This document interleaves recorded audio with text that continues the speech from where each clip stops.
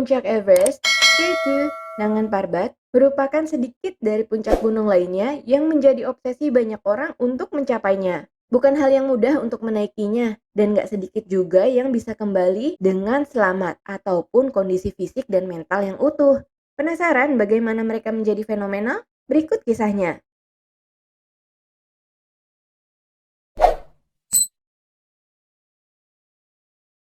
Herman Bull. Pada tahun 1953, Bull, seorang pendaki gunung legendaris asal Austria, dan seorang rekannya memutuskan untuk mendaki hingga ke puncak Nangan Parbat, salah satu gunung dengan puncak paling vertikal dan mematikan di dunia. Gunung tersebut memang memiliki sejarah dan reputasi yang buruk dalam catatan pendakian gunung dunia. Nama julukan populer dari gunung ini adalah The Killer Mountain atau si gunung pembunuh. Sering juga disebut sebagai raksasa pemakan manusia. Gunung ini telah memakan setidaknya 30 nyawa manusia sebelum puncaknya berhasil dicapai pertama kalinya oleh Bull. Yap, saat itu belum ada satu pendaki pun yang mampu benar-benar menaklukkan Nangan Parbat dan pulang hidup-hidup. Ketika Bull mendapati temannya jatuh sakit, dirinya tidak gentar dan tetap memaksakan pendakian secara solo. Ajaibnya, ia mampu untuk mendaki ke atas dan turun dalam keadaan selamat setelah menghabiskan malam yang dingin di atas ketinggian 26.000 kaki, bertahan di atas sisi gunung yang cukup curam, berusaha untuk tidak tidur dan tetap hidup. Luar biasa.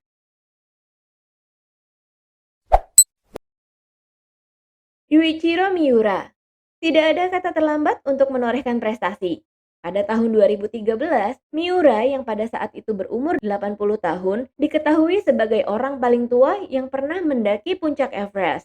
Miura sebenarnya pernah mencoba menaklukkan gunung ini 5 tahun sebelumnya, tetapi gagal. Tak patah semangat, dia mengulanginya dan akhirnya mencapai keberhasilannya. Dia mengakui bahwa pendakian itu bukan tanpa halangan, bahkan pendakian tersebut hampir saja membunuhnya.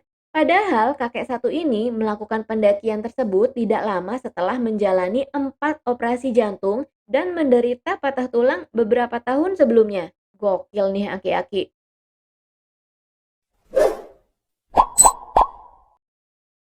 Anatoly Bokrev. Di tahun 90-an, ia dikenal sebagai pendaki elit profesional sekaligus pemandu bayaran. Sosoknya semakin diperbincangkan sejak melakukan tindakan penyelamatan secara heroik pada tragedi Everest 1996.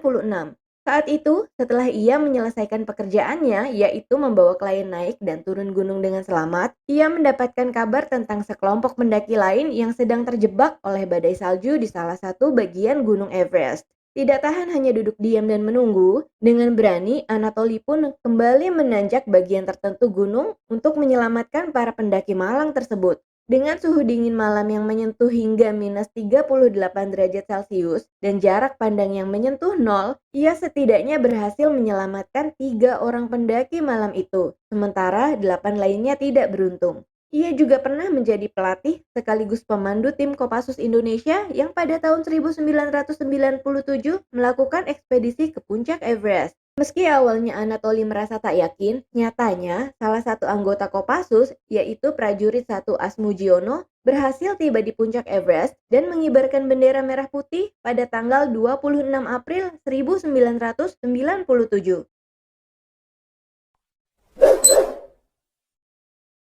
Lincoln Hall ditinggalkan untuk mati. Pendaki asal Australia ini ditinggalkan timnya dalam keadaan sekarat saat turun dari puncak Everest pada tanggal 25 Mei 2006. Pada saat pendakian, Hall diketahui mengalami serangkaian cerebral edema yang menyebabkan penderitanya berhalusinasi dan kehilangan kesadaran. Tim Sherpa pemandu Hall mencoba untuk menyelamatkannya selama berjam-jam. Namun, hingga menjelang malam, upaya tersebut tidak membuahkan hasil. Sementara, pasokan oksigen semakin menipis dan mereka mulai terserang gejala snow blindness. Ketua ekspedisi, yaitu Alexander Abramov, akhirnya memerintahkan para Sherpa pemandu untuk turun ke camp dan mengabaikan Hall yang tampaknya sudah meninggal di atas ketinggian 8.600 meter dan jarak cuma 60 cm dari bibir jurang sedalam lebih dari 3.000 meter. Untungnya, Hall mampu bertahan dalam keadaan tanpa tabung oksigen, kantong tidur, dan tanpa satu pun peralatan bahkan botol air sekalipun. Hingga 12 jam kemudian, ia ditemukan oleh tim lain yang sedang melakukan pendakian. Mereka menghabiskan waktu berjam-jam untuk memulihkannya dan menyiapkan operasi penyelamatan secara mendadak. Dengan suplai oksigen yang telah berkurang dan terbatasnya waktu yang tersisa, tim tersebut akhirnya membatalkan ekspedisi mereka sendiri demi menyelamatkan hidup Lincoln. Kisah penyelamatan yang heroik ini menjadi berita utama di seluruh dunia karena sangat bertolak belakang dengan publikasi tentang kematian seorang pendaki lain yang diabaikan dalam keadaan sekarat oleh lebih dari 40 pendaki yang melewatinya. Aaron Ralston. Kalau kalian pernah nonton film 127 Hours, pasti nggak akan asing dengan cerita yang satu ini. Ia terkenal karena selamat dari kecelakaan di Ngarai Tenggara Utah pada tahun 2003 ketika dia terjepit yang membuatnya terperangkap di Blue John Canyon selama 5 hari 7 jam. Setelah 5 hari bertahan hidup dengan satu botol air minum dan terjepit, Ralston memutuskan untuk memotong tangannya sendiri menggunakan pisau kecil yang selalu dibawanya. Setelah ia membebaskan dirinya sendiri, ia mencari cara untuk mengarungi ngarai tersebut, kemudian berjalan sejauh 20 meter untuk mencari pertolongan. Ralston menuangkan kisahnya dalam buku autobiografinya, yaitu Between a Rock and a Hard Place, dan difilmkan dengan judul 127 Hours yang diperankan oleh James Franco.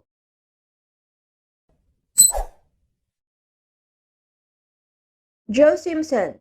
Kisahnya adalah salah satu kisah pendakian paling gila dan dramatis yang pernah ada. Saat mendaki di Ciudad Grande, Peru pada tahun 1985 bersama temannya yaitu Simon Yates, mereka mengalami kecelakaan hingga Joe menderita patah tulang. Setelah badannya diikat ke tubuh Simon selama berjam-jam, rekannya itu pun menyangka Joe sudah meninggal tergantung di jurang karena tak adanya respon dari Joe. Maka Simon pun memutus tali yang menghubungkannya dengan Joe. Tak disangka, Joe ternyata masih hidup walaupun mengalami luka yang cukup parah. Semangat hidup yang pantang menyerah, Simpson pun berhasil mendapatkan jalan keluar walaupun harus merangkak kembali menuju kemah yang berjarak 3 kilometer. Kisah hidupnya diadaptasi ke dalam film dengan judul Touching the Void.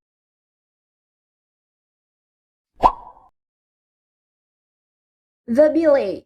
Kejadian ini merupakan salah satu kejadian yang paling fenomenal yang pernah ada di dunia pendakian gunung. Kisah dramatis ini terjadi pada tahun 1953 di bulan Agustus.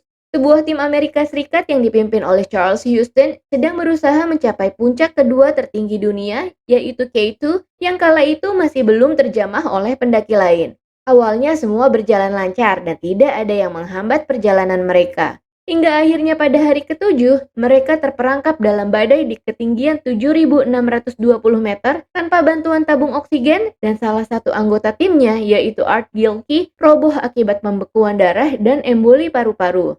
Tim tersebut lalu membungkusnya dengan sleeping bag dan berusaha menurunkannya melalui tebing batu dan es yang berbahaya di tengah hantaman badai dahsyat K2. Ketika berusaha menyeberangi tumpukan salju, mereka yang kala itu masing-masing mengikatkan diri secara bergandengan pada satu tali yang sangat panjang, terpleset hingga 6 orang di antara mereka hendak jatuh. Untungnya, masih ada satu pendaki tersisa yaitu Peter Schuning yang sigap dan berhasil menangkap serta menyelamatkan 6 orang temannya. Schuning menyangkutkan kapak yang dimilikinya di antara es yang ada. Upaya tersebut berhasil menahan laju jatuh teman-temannya. Sesaat setelah itu, seluruh anggota tim yang terjatuh berupaya merangkak ke atas untuk mencari tempat aman bertahan selama mungkin. Sayangnya, nggak lama kemudian, 6 orang lain selain Gilkey yang berada di dalam sleeping bag itu menyadari kalau udah nggak ada suara dari Gilkey yang kemudian mereka cek ternyata dia udah nggak ada di dalam sleeping bagnya yang masih tergantung dan menancap dengan 2 kapak es.